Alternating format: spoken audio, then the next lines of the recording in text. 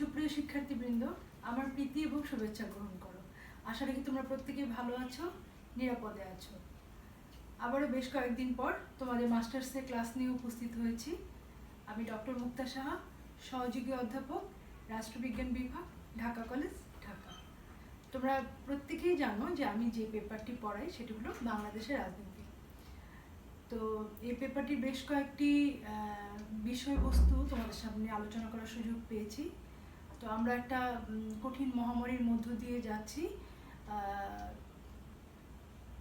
আশা রাখি খুব শীঘ্রই আমরা স্বাভাবিক জীবনে ফিরব, স্বাভাবিক শিক্ষা কার্যক্রমে ফিরব। কিন্তু যে পর্যন্ত আমরা এই কঠিন অবস্থা থেকে উত্তরণ না ঘটাতে পারছি, তোমাদেরকে আমি প্রতি ক্লাসেই মনে করে দিই এই হিসেবে, তোমাদের একজন মানে অভিভাবক হিসেবে তোমাদেরকে মনে করে দিই যে সময় কেটে যাবে, দুঃসময় কেটে যাবে, আবারও আমরা সুসময়ের দেখা পাবো, সেই বিষয়ে আমরা 100% নিশ্চিত। কিন্তু এই যে কঠিন সময়টা, এই সময়টা আমরা কে কিভাবে অতিবাহিত করছি সেটা হলো সবচেয়ে বড় বিষয়। বাস্তবতা হলো যে তোমরা সবচাইতে এগিয়ে থাকা শিক্ষার্থী, তোমরা মাস্টার্সে পড়ছো, তোমাদের সামনেই মানে চাকরির একটা পরীক্ষায় বসতে হবে, তোমাদের শিক্ষা কার্যক্রম দ্রুততার সাথে শেষ করা প্রয়োজন। সব কিছু মিলিয়ে আগে তো মানুষের জীবন, তারপরে শিক্ষা। তো এই যে পরিস্থিতিটা, এই পরিস্থিতিটা সকলের জন্যই, যেমন প্রত্যেকটা মানুষের জন্য যেমন 24 ঘন্টা সময় বেঁধে দিয়েছেন সৃষ্টিকর্তা, ঠিক তেমনি এই বিপদটাও শুধু আমাদের দেশে না, পৃথিবীর সবচাইতে যে শক্তিশালী দেশ তাদেরকে মানে সবচেয়ে বেশি করে তারা আঘাত করেছে। তো কাজেই আমরা ভয় পাবো না, আমরা সাহসের সাথে সবকিছু মোকাবেলা করার চেষ্টা করছি। এই সময় আমাদের করণীয় কি? আমরা অনেকটা সময় পার হয়ে এখন অনেকটা আমরা ধাতস্থ হয়ে গেছি। প্রথম আমরা অনেক কিছু বুঝতে পারতাম না। তো এই যে তোমরা শেষ সময় শিক্ষার্থী হিসেবে নিজেদেরকে, দুশ্চিন্তা আসবে, দুশ্চিন্তা যদি না আসে তাহলে আমরা অস্বাভাবিক মানুষ মাত্রই দুশ্চিন্তা থাকবে, মানুষ মাত্রই সুচিন্তা থাকবে। তো আমরা এই দুশ্চিন্তাকে কিভাবে আমরা সুন্দর করে ম্যানেজমেন্টের মধ্য দিয়ে আমরা সুচিন্তায় রূপান্তরিত করতে পারবো, সেটাই হলো মানুষ হিসেবে আমাদের পরীক্ষা। তো এই যে কঠিন সময়, এই সময় আমরা স্বাস্থ্যবিধি মেনে চলি। পরিবারকে দেখো, তোমরা চাকরি বাকরি বিভিন্ন পেশায় নিজেদেরকে নিয়োজিত করবে, হয়তো এইভাবে এখন যেভাবে পরিবারের কাছে আছো, পাশে আছো, এইভাবে হয়তো আর এই সুযোগটা জীবনে আসবে না। তো এই সময়টাকে এনজয় করে, এই সময়টাকে উপভোগ করে, বাবা মা ভাই বোন সকলের সঙ্গে একাত্ম হয়ে, আমরা তো মানে এই উপমহাদেশের এই মানবিক দিকগুলি, এই পারিবারিক বন্ধন, এটা আমরা কোথাও বিশ্বে কোথাও পাবো না। তো এই বিষয়গুলিকে আমরা একটু উপলব্ধি করি, হৃদয় দিয়ে উপলব্ধি করি, ভেতর থেকে বাবা মাকে ভালোবাসি, ভেতর থেকে তাদেরকে শ্রদ্ধা করি, তাদের কষ্টটা নিজেদের কষ্ট হিসেবে নিয়ে যতটা লাঘব করা যায় সন্তান হিসেবে সেই চেষ্টাটুকু করি। পাশাপাশি পড়াশোনাটা ঠিক রাখি যতটুকু সম্ভব। একাডেমিক লেখাপড়া, দেখো এই মানে একটা বিরূপ পরিস্থিতির মধ্যে ঢাকা কলেজ কর্তৃপক্ষ যে অনলাইন ক্লাসের যে ব্যবস্থাপনা করতে পেরেছে, এই জন্য আমরা সৃষ্টিকর্তার কাছে প্রথমে, পরবর্তীতে এর সঙ্গে সংশ্লিষ্ট সকলের প্রতি আমাদের কৃতজ্ঞতা এবং ধন্যবাদ। কারণ যতটুকুই পারি, আসলে একটা অনলাইন ক্লাসে খুব একটা উপকার তোমরা পাচ্ছ সেটা আমি বলবো না, তবে something is better than nothing. আমরা যদি তোমাদের সঙ্গে একটু হলেও, এই যে ভালো লাগে না মানে সবসময় প্রত্যেকটা শিক্ষক কি চান, একটা প্রাণবন্ত উচ্ছ্বসিত একটা শ্রেণীকক্ষ, যেখানে শিক্ষক একটা কথা বলবে, ছাত্ররা, স্টুডেন্টরা, শিক্ষার্থীরা উপভোগ করবে, আনন্দে উদ্বেলিত হবে, কষ্টের কোনো কথা শুনলে মনটা বিগলিত হবে, মানে ইত্যাদি ইত্যাদি যে ফিলিংগুলি, মানে শেয়ারিং, ইন্টারাকশন যেটা আমরা বলি, সেটা আসলে এই অনলাইন ক্লাসের মধ্য দিয়ে একটানা বকবক করে যাচ্ছি। তোমরা বোর হচ্ছ কিনা তাও জানি না, তোমাদের ভালো লাগছে কিনা তাও জানার উপায় নেই। তো সব কিছু মিলিয়ে একটা অন্যরকম একটা প্রতিক্রিয়া তৈরি হয়। তো যাই হোক, এই যে একটু কথা বলার সুযোগ তোমাদের সঙ্গে পাচ্ছি, এটাই কিন্তু একটা ভালো সময়। সারাদিনের অপেক্ষায় যে একটা ক্লাস নিতে হবে তোমাদের সঙ্গে, তোমাদেরকে কিছু মানে কিচ্ছু না, মানে শিক্ষক মানেই যে মহাজ্ঞানী, অনেক পণ্ডিত ব্যক্তি, সব জানি, এরকম কিছুই না। এরকম তোমরা অনেকেই আছো, হয়তো অনেকেই আমার চেয়ে অনেক অনেক বেশি জানো। আমি খুব সাধারণ একজন মানুষ, খুব সাধারণ একজন শিক্ষক, কিন্তু আমি চেষ্টা করি যে আমি আমার যে বয়স, আমার যে অভিজ্ঞতা, আমার যে মানে যে সময়টা আমরা পার করে এসেছি একজন শিক্ষার্থী হিসেবে, একজন শিক্ষক হিসেবে, যে একটু একটু করে যে অভিজ্ঞতা লব্ধ হয়েছি, সেই জাস্ট অভিজ্ঞতাটুকু তোমাদের সাথে শেয়ার করা। যে এই অভিজ্ঞতার মধ্য দিয়ে তোমরা যদি তোমাদের নিজেদের জীবনে কিছুটা প্রয়োগ করে, কিছুটা তোমরা যদি নিজেরা জীবনে ধারণ করে, চর্চা করে যদি কোনো ফল পাও, একটু ভালো ফল পাও, তাহলে আমি মনে করবো আমার সমস্ত প্রচেষ্টা সার্থক। তো আমি হতাশ মানুষ, হতাশ শিক্ষার্থী, হতাশ আমি কাউকে চাই না, কাউকে আমি আমার কোনো শিক্ষার্থী এই ধরনের হতাশায় ভুগবে, মনোকষ্টে ভুগবে, কষ্ট সমস্যা থাকবে, কিন্তু সেটাকে আমরা ম্যানেজমেন্ট করব সুন্দর করে। কিভাবে এই কষ্টটাকে দূর করে আমরা কষ্টটাকে সুখে রূপান্তর করতে পারি, সেই চেষ্টা থাকবে আমার প্রতিটা শিক্ষার্থী। এই আহ্বান ব্যক্ত করে আজকের ক্লাসে আমি ক্লাস শুরু করছি। তোমরা জানো অনেকগুলি ক্লাস আমি এর মধ্যে নিয়েছি, এবং আমি আশাবাদী যে তোমরা সিনিয়র মোস্ট শিক্ষার্থী, তোমরা অবশ্যই আমার কথাগুলো ফলো করবে। আমি বলেছি যে আমার কথাগুলি যদি মনে হয় যে না ম্যাডামের কথাগুলি যদি আমি ফলো করি আমার কোনো ক্ষতি হবে না, বরঞ্চ কোনো অংশে লাভই হবে, তাহলেই তোমরা আমার কথাগুলি মানবে, আদারের সব ঝেড়ে ফেলে দিবে। তো যে কটা টপিক পড়ানো হয়েছে আমি বলেছি আমি তোমাদেরকে একটা অল্প সময়ে গাইডলাইন দিই, কারণ অনলাইন ক্লাসে অনেক ধরনের মানে প্রতিবন্ধকতা থাকে, দূর দূরান্ত থেকে তোমরা ক্লাস ডাউনলোড করে দেখতে হয়, এখানে নেটের বিষয় থাকে, অনেক ধরনের অর্থনৈতিক বিষয় থাকে, সব কিছু মিলিয়ে এটা একটা কঠিন বিষয় হয়ে দাঁড়ায়। তারপর আমরা চেষ্টা করে যাচ্ছি তোমাদেরকে কিছু গাইডলাইন দিতে, তোমরা এটাকে ফলো করে তোমরা কিভাবে এটা থেকে বেস্টটা বের করে নিতে পারবে, সেটা কিন্তু তোমাদেরকেই করতে হবে। আমরা তোমাদেরকে জাস্ট রাস্তাটা দেখাতে পারবো, কিন্তু রাস্তা দিয়ে হাঁটতে হবে তোমাদের, রাস্তা দিয়ে হেঁটে গন্তব্যে পৌঁছাতে হবে তোমাদের। তো আজকে আমরা যে বিষয়টি আলোচনা করব সেই বিষয়টি, তোমরা ছোটবেলা থেকে আমি বলেছি আসলে এই পেপারটি এরকম যে এমন কোনো মানে বিষয়বস্তু নেই যে বিষয়বস্তু সম্পর্কে তোমাদের কোনো না কোনো ধারণা আগে থেকে নেই। তো বিষয় হলো এটাই যে জানা জিনিসগুলিকে আবার জানা, আর সহজ জিনিসগুলিকে সহজভাবে উপস্থাপন করে ভালো নাম্বার ক্যারি করা, এটা কিন্তু একটা কঠিন চ্যালেঞ্জই বলা যেতে পারে। কারণ হলো কি, আমি তোমাদেরকে ভাষা আন্দোলন পড়িয়েছি, তোমাদেরকে 6 দফা পড়িয়েছি, তাহলে কি বিষয়গুলি দেখো আমরা ছোট্টবেলা থেকে পড়ে আসছি।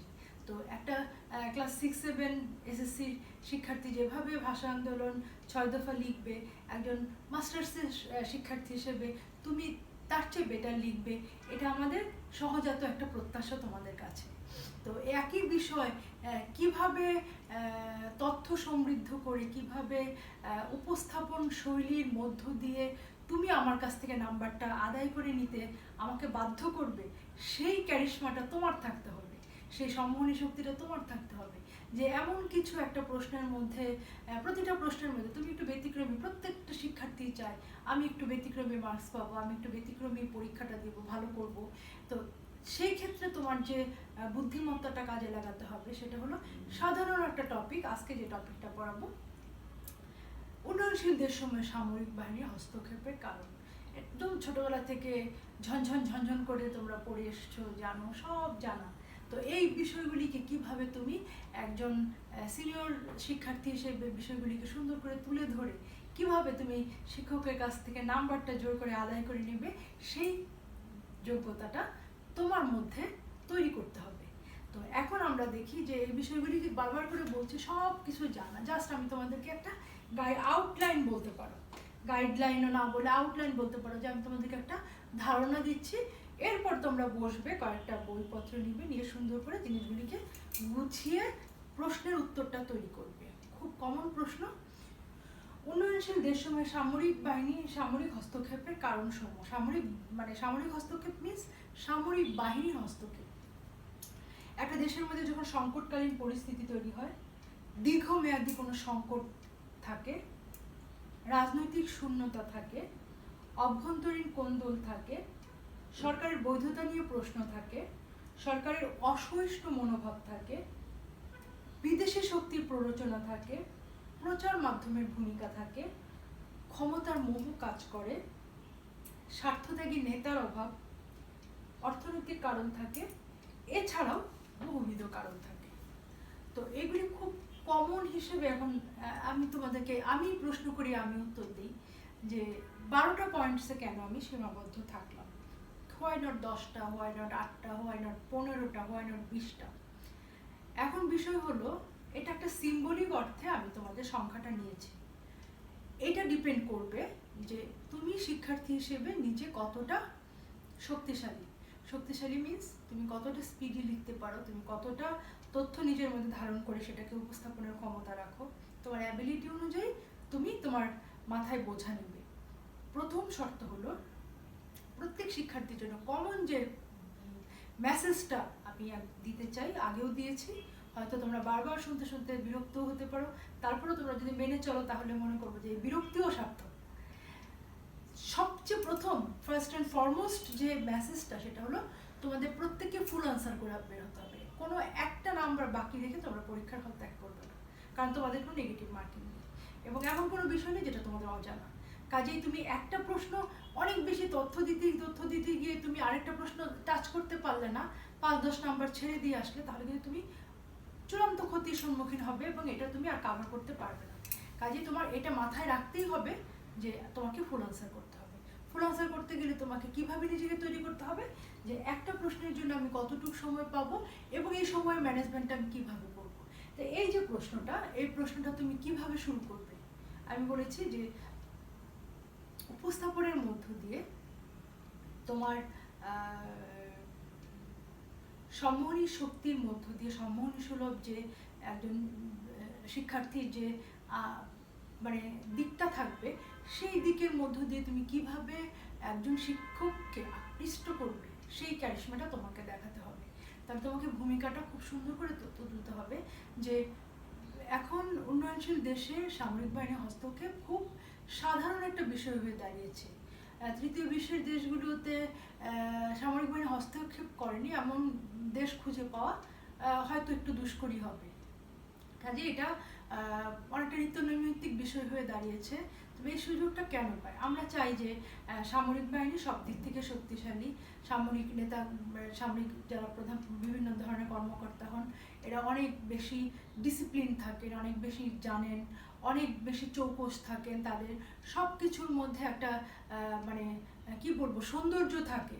তো এই বিষয়গুলিকে লক্ষ্য রেখে তারা দেশের বিভিন্ন বিপদে ঝাঁপিয়ে পড়ে, বিভিন্ন গঠনমূলক কাজেও তারা অবদান রাখে। এইভাবে আমরা তাদেরকে দেখতে চাই, কিন্তু তাদেরকে আমরা দেশ শাসনের কাজে খুব একটা প্রত্যাশা করি না। কিন্তু কখন তারা এই সুযোগটা গ্রহণ করে বা আমরাই তাদেরকে সুযোগ করে দেই কিনা, সেই কারণগুলি আমরা আজকে আলোচনা করব। খুব সাধারণ কারণ এবং খুব জানা কারণ। ওই যে বললাম প্রথমে যে তোমরা মাথায় রাখবে যে কয়টা পয়েন্টসের মধ্যে তুমি আলোচনা করে বিষয়বস্তুটাকে তুমি সুন্দরভাবে রচনাশৈলীর মধ্যে দিয়ে ফুটিয়ে তুলতে পারবে। সেটা হতে পারে 10টা পয়েন্টস তুমি লিখে 10টা পয়েন্টসের একদম সুন্দর করে ব্যাখ্যা করে তুমি বিষয়টাকে প্রাণবন্ত করে তুলে ধরতে পারো।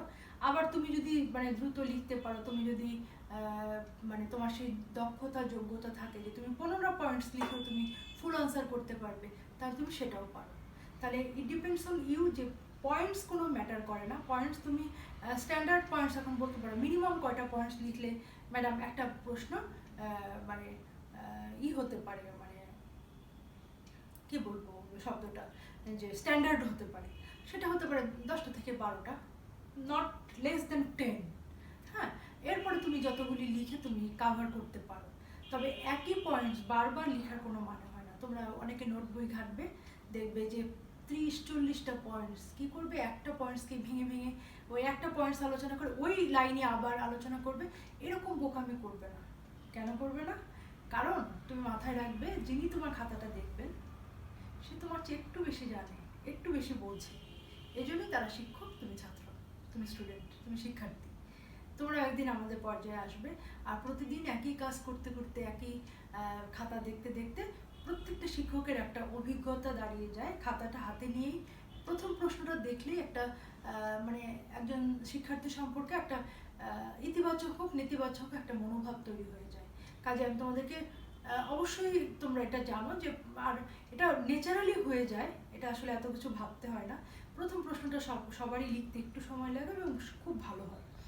আস্তে আস্তে একটু দ্রুততার সাথে লিখতে হয়, তাতে সমস্যা নাই। তোমার প্রথম কথা হলো যে তোমাকে সম্পূর্ণ উত্তর শেষ করে তোমাকে পরীক্ষার হল ত্যাগ করতে হবে, এই কথাটা মাথায় রাখবে এবং সেইভাবে প্রস্তুতির সময় নিজেকে ওইভাবে তৈরি করবে। তো আসি আমরা পয়েন্টসগুলিতে। পয়েন্টসগুলি তোমাদের জানা, তো আমি এই একটু করে আলোচনা না করলে তো বিষয়টা পরিপূর্ণ হয় না, তাই আমি তোমাদেরকে একটু মনে করিয়ে দিচ্ছি।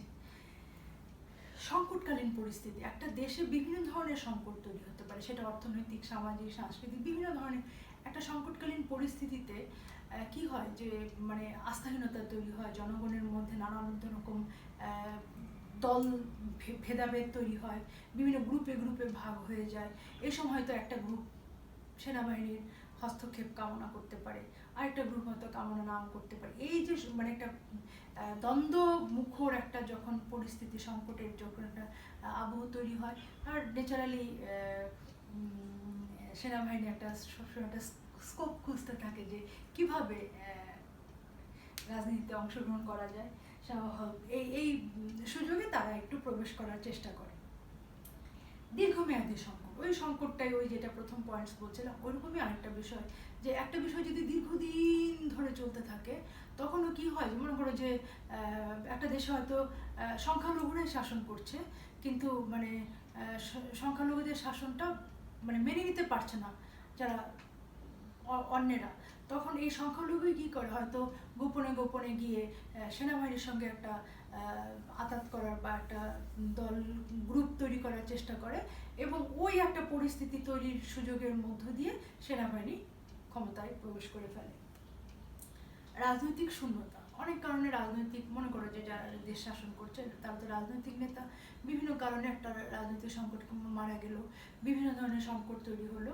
এই যে রাজনৈতিক নেতার যে সংকট বা শূন্যতা, এই শূন্যতার সুযোগেও কিন্তু সেনাবাহিনী একটা স্কোপ পেয়ে যায় এবং বিভিন্নভাবে তারা ক্ষমতা, এবং এরকম উদাহরণ তোমরা একটু মানে চোখ কান খোলা রাখলেই দেখতে পাবে।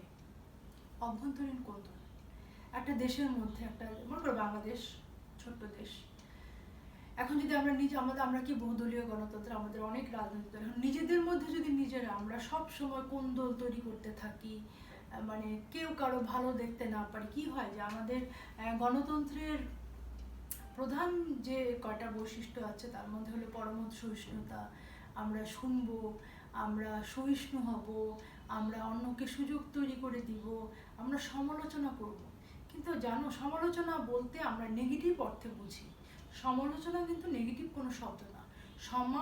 সম আলোচনা, সম আলোচনা বিষয়টা কি, একটা বিষয় আমি তোমাদের ক্লাস নিচ্ছি, আমার ক্লাসটা কতটুকু তোমাদের ভালো লাগলো, কতটুকু খারাপ লাগলো, এটা দুটো বিষয় তোমরা ব্যাখ্যা করে এটার একটা কনক্লুশনে তোমরা আসবে। আমার ক্লাসের শুধু খারাপ দিকই তোমরা আলোচনা করবে না, শুধু ভালো দিকই তোমরা আলোচনা করবে না। কিন্তু আমরা রাজনীতিতে এই সমালোচনা, বিরোধী দলের সমালোচনা বলতে আমরা শুধু নেগেটিভ দিকগুলি বুঝে থাকি, যেটা আমাদের পুরোপুরি একটা ভুল ধারণা। তো এই অভ্যন্তরীণ বিষয়গুলির জন্য কিন্তু অনেক সময় নিজেদের মধ্যে সংকট তৈরি হয়, এবং এই নিজেদের রাজনৈতিক দলগুলোর মধ্যে কোন্দলের সুযোগেই সামরিক বাহিনী রাজনীতিতে প্রবেশ করে। সরকারের বৈধতার প্রশ্ন, অনেক সময় কি হয় যে তোমার নির্বাচনের মধ্য দিয়ে ক্ষমতায় গ্রহণ করলো সরকার, এই সরকার বৈধ নয়, এই সরকার অবৈধভাবে, মানে কমন আমাদের একটা ডায়লগ যখন সাধারণ নির্বাচন হয়, যে রাজনৈতিক দল জয়লাভ করে তাদের হেডিং হবে ভোট নিরপেক্ষ হয়েছে, অবাধ, সুষ্ঠু এবং নিরপেক্ষ সরকারি দল, আর যারা হেরে গেল তারা বলবে কারচুপি হয়েছে বিরোধী দল। এটা আমাদের নিত্য নৈমিত্তিক একটা রাজনৈতিক একটা কি বলবো, আমাদের একটা রাজনৈতিক সংস্কৃতি হয়ে দাঁড়িয়েছে, যে এই কমন বিষয়গুলি আমরা ফেড আপ হয়ে যাচ্ছি যে এই বিষয়গুলি ফেস করতে করতে। তো আমাদের মধ্যে যে সহিষ্ণুতা কমে যাচ্ছে, সহমর্মিতা কমে যাচ্ছে, মানবিক গুণাবলী হ্রাস পাচ্ছে, যে মানে একটা দেশকে চালাতে গেলে দেশটাকে যদি আমি মা মনে করি, দেশের মানুষগুলিকে যদি আমরা সন্তানতুল্য মনে করি, তাহলে আমাদেরকে সেই আবার প্রাচীন যুগে প্লেটোর কাছে ফিরে যেতে হবে। যে প্লেটো বলেছিলেন কি, সবাইকে তো শাসক হওয়ার দরকার নাই, শাসক যারা হবে তাদেরকে অনেক কিছু ত্যাগ তিতিক্ষার মধ্য দিয়ে আসতে হবে, তাদের পারিবারিক জীবন থাকবে না, তাদের তারা কি থাকবে না, পারিবারিক সাথে ব্যক্তিগত কোনো সম্পদ থাকবে না। এই যে কঠিন কথাগুলি উনি বলেছিলেন, সেগুলি যদি আমরা একটু বিবেচনা করি, একটু বিশ্লেষণ করি, আমরা কিন্তু এর উত্তর পেয়ে যাব যে এত আগে বসে এত কঠিন বিষয়গুলি কিভাবে উনি সহজ করে বলে গেছেন। যে এই বিষয়গুলি যদি রাজনৈতিক নেতার মধ্যে না থাকে, তাহলে কিন্তু তার খারাপ কাজ করার কোনো প্রশ্নই আসে না। তো এইভাবে যদি আমরা দেখি, এরপরে দেখো যে অসহিষ্ণু মনোভাব, যেটা আমি বললাম যে আমাদের মানুষের মধ্যে সহিষ্ণুতা খুব অভাব দেখা দিচ্ছে। আমরা কেন জানি একটুতেই খুব অসহিষ্ণু হয়ে পড়ি, আমরা একটুতেই খুব মানে হতাশ হয়ে যাই, আমরা একটুতেই খুব মানে অন্যের কিভাবে ক্ষতি করা যায়, মানে এই ধরনের আমরা টেন্ডেন্সিগুলি আমাদের মধ্যে ইদানিংকালে খুন খারাপি, অরাজনৈতিক পরিস্থিতি ইত্যাদি ইত্যাদি আমাদের রাজনৈতিক অঙ্গনে খুব বেড়ে গেছে, বা রাজনৈতিক একটা সংকট তৈরি হয়। এই সংকটকালীন পরিস্থিতিতেও কিন্তু সামরিক বাহিনী একটা সুযোগের অপেক্ষায় থাকে, এবং তারা সেই সুযোগটা পেলে এক মুহূর্ত দেরি না করে তারা রাজনীতিতে প্রবেশ করে যায়।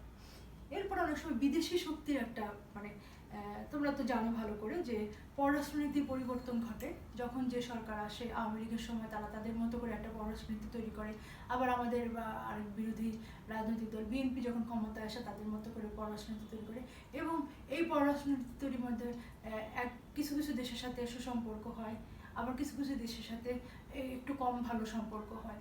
এই বিদেশি প্ররোচনাও কিন্তু অনেক সময় রাজনীতিতে সামরিক বাহিনীর মানে হস্তক্ষেপটাকে মানে কি করে একটু মানে উস্কিয়ে দেয়, যেটা আমরা সহজ বাংলায় বলতে গেলে। তারপর প্রচার মাধ্যম, এটা তো তারা তো যে কোনো দেশের, যে কোনো উন্নয়নশীল দেশের সামরিক বাহিনীর হস্তক্ষেপের যে কোনো খবর পেলে এটা তো একদম লিড নিউজ হয়ে যায়, মুহূর্তের মধ্যে উন্নয়নশীল অন্যান্য দেশগুলিতে ছড়িয়ে যায়, এবং অন্যান্য দেশগুলির যে সামরিক বাহিনী থাকে তারাও বিভিন্নভাবে চিন্তা ভাবনা করতে থাকে যে এরকম একটা দেশে এই ঘটনা ঘটলো, আমরাও কীভাবে এই ঘটনা ঘটাতে পারি, সেই সুযোগের একটা চেষ্টা, বা তাদেরকে একটু মানে ওয়ার্ম আপ করা, মনে করিয়ে দেওয়া যে হ্যাঁ তুমিও পারো। তারপরে ক্ষমতার মুহূর্ত একটা মানে মানুষের সহজাত প্রবৃত্তি, যখন সামরিক বাহিনীর কর্মকর্তারা মনে করছেন যে আমরা তো সব দিক থেকে যোগ্য, আমরা ডিসিপ্লিন, আমরা লেখাপড়া জানা, আমরা দেশকে কিভাবে শত্রুর মোকাবেলা, শত্রুর হাত থেকে রক্ষা করতে হয় সব কিছু আমাদের জানা, তাহলে একটা মধ্যবিত্ত শ্রেণী থেকে রাজনৈতিক নেতা তৈরি হবে, তারা ক্ষমতায় মধ্য দিয়ে, নির্বাচনের মধ্য দিয়ে নির্বাচিত হয়ে তারাই ক্ষমতা বছরের পর বছর ভোগ করবে, তারাই দেশ চালাবে, আমরা কেন পারবো না, আমরা কি সারা জীবন এভাবেই করে যাবো, আমাদেরও তো ইচ্ছে করে, আমাদেরও তো যোগ্যতা আছে। এই যে একটা সহজাত মানে ক্ষমতার একটা মোহ কাজ করে, এই মোহটা অনেক সময় মানে উৎকট আকার ধারণ করে, এবং কোনো না কোনো উপায়ে তারা এটা সুযোগ খুঁজতে থাকে। তারপরে আমাদের রাজনৈতিক নেতার অভাব, যেটা বললাম যে আমাদের প্লেটো যেরকম মনে করেছিলেন যেন সবার শাসন করতে হওয়ার দরকার নেই, তিনি দেশ শাসন করবেন, যিনি দেশটাকে নিজের মানে সম্পদ মনে করবে, জনগণকে নিজের সন্তান মনে করবে, এরকম স্বার্থত্যাগী, আত্মত্যাগী মানুষ নেতা হবে। এরপরে দেখো অর্থনৈতিক বিভিন্ন কারণ থাকে, কারণ অর্থ ছাড়া একটা দেশ তো কখনোই মানে চলতে পারে না, সুস্থভাবে স্বাভাবিকভাবে এগিয়ে যেতে পারে না। এই অর্থনৈতিক সংকট যখন একটা দেশের মধ্যে দেখা দেয়, সাথে সাথে তার বিভিন্ন অর্গানগুলিতে বিভিন্ন ধরনের সমস্যা দেখা দেয়, এবং যখনই যেখানে যত সমস্যা প্রকট হবে তখনই সামরিক বাহিনী একটা স্কোপের আশায় তারা বিভিন্নভাবে ওত পেতে থাকে, যেটা সহজ বাংলায় বলতে গেলে এরকম একটা সুযোগে তারা রাজনীতিতে প্রবেশের মানে সুযোগ তৈরি করে তারা রাজনীতিতে ঢুকে পড়ে। এছাড়াও আরও বিভিন্ন কারণ আমি তোমাদেরকে প্রথমেই বলেছি, যেটা যে এটা 20টাও কারণ তোমরা লিখতে পারো, 10টা কারণের মধ্যেও তোমরা মূল বিষয়বস্তুকে সুন্দর করে উপস্থাপন করতে পারো তোমার দক্ষতা দিয়ে, তোমার যোগ্যতা দিয়ে। তুমি এভাবেই প্রশ্নটাকে সুন্দর করে উপস্থাপন করবে যে শিক্ষক তোমাকে ভালো নাম্বার দিতে বাধ্য হবে। তো এই তোমাদের আজকের মতো যে এই সহজ বিষয়টাকে আমি চেষ্টা করেছি আরও সহজ করে তোমাদের সামনে তুলে ধরতে, যে এই বিষয়টা তোমরা একদম ছোট্টবেলা থেকে পড়ে আসছো, যে এমন একটা সেন্টেন্স বা এমন একটা শব্দ হয়তো আমি আজকে ক্লাসে উচ্চারণ করিনি যেটা তোমাদের আজকে নতুন শোনা মনে হবে। কাজেই যে জিনিসটা আবারও মনে করে দিতে চাই, জানা জিনিস কিন্তু ধারণ করা, জানা এবং উপস্থাপন করা সবগুলি বিষয় কিন্তু একটু কঠিন। হ্যাঁ, আমরা কঠিন জিনিস হলে একটু মনোযোগ বেশি দিই, আর সহজ জিনিস মনে করি এটা তো আমি পারি। কাজে আমি তোমাদের কাছে আশা করব যে তোমরা বিষয়টাকে গুরুত্ব সহকারে দেখবে, এবং আমি তোমাদেরকে জাস্ট একটা আউটলাইন দিলাম, তোমরা এটাকে সুন্দর করে যতটা সুন্দর করে পারো, সুন্দর রচনাশৈলীর মধ্য দিয়ে বিষয়বস্তুটাকে সুন্দর করে পয়েন্টসের মধ্য দিয়ে, সুন্দর ব্যাখ্যার মধ্য দিয়ে একটা উপসংহার টেনে সুন্দরভাবে এটাকে শেষ করবে এবং ভালো নম্বর পাবে। তো আজকে এই পর্যন্তই। আবারও তোমাদের সুস্বাস্থ্য, তোমাদের মানে সর্বাঙ্গীন মঙ্গল কামনা করে আজকের মতো বিদায় নিচ্ছি। দেখা হবে আগামী ক্লাসে। শুভরাত্রি।